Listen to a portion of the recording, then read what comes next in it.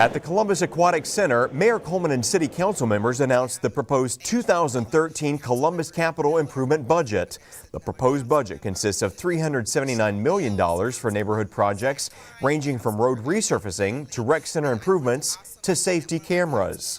It's about A, jobs, B, safety, C, neighborhoods, which all of that contributes to and equals to an exceptional quality of life. This year, our capital budget is a great budget for neighborhoods because we'll be spending $380 million in neighborhood projects. The money for these projects came about from the tax increase that Columbus residents voted on back in 2009. 4 years ago, we didn't have a capital budget. The only money we spent investing back into neighborhoods in 2009 was federal stimulus dollars for resurfacing. The people of Columbus chose the future back in 2009, and as the mayor mentioned today, a $380 million investment just this year will be made back into the neighborhoods, back into our community, back into our city, because the people of Columbus chose the future. We're grateful to them for that investment, not just for our families of today, but our families of tomorrow, and it's something we can never take for granted.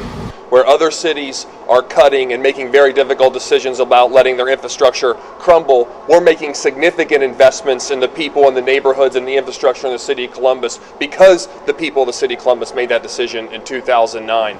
Included in the proposed 2013 capital budget is $4.7 million for the Maryland swimming pool on the Near East Side. The Maryland pool will be transformed into a state-of-the-art swimming attraction with new slides, spray fountains, and other modern amenities just in time for the 2014 swimming season. And I am really pleased that we are remodeling Maryland Pool because growing up in Columbus, I lived on the Near East Side and I used to go to Maryland Pool to swim. And that was a long time ago, and that pool has not been upgraded since then. Also included is $2.5 million for the mayor's VAP program to demolish the worst vacant houses. City Council members spoke of the other proposed investments.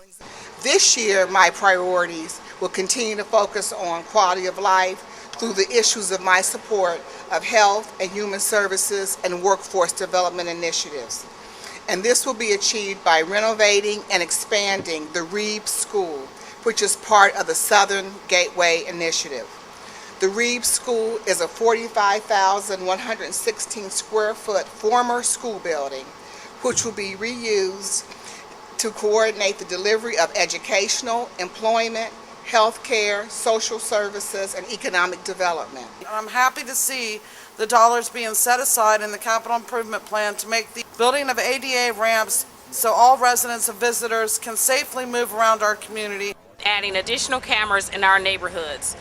During the time that we've had cameras, they have certainly helped us in capturing crimes such as robberies, drug deals, drug use, and prostitution. The cameras has aided us in recovery of weapons, which you know is very important not only in our community but in communities throughout the nation.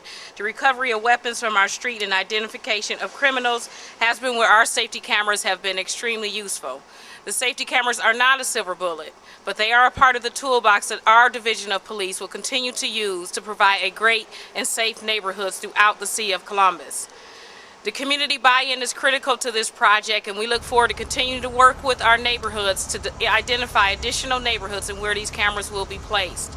I'm very proud to say that my office and public safety department, the mayor and I will continue to work in identifying additional locations to improve the safety for our great citizens. In this city year's capital budget, Columbus is working to complete a more robust fiber network. The project will focus on moving fiber into more Columbus neighborhoods. The city of Columbus has always viewed fiber as an economic development tool.